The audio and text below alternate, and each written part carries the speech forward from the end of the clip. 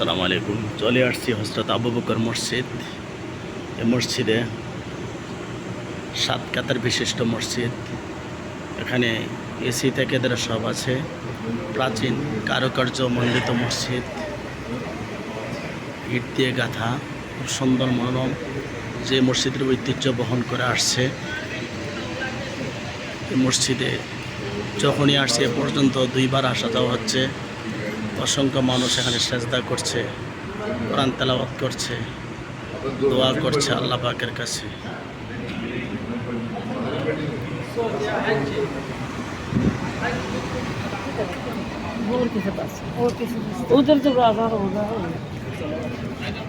এই হচ্ছে মসজিদের বাহিরের দৃশ্য।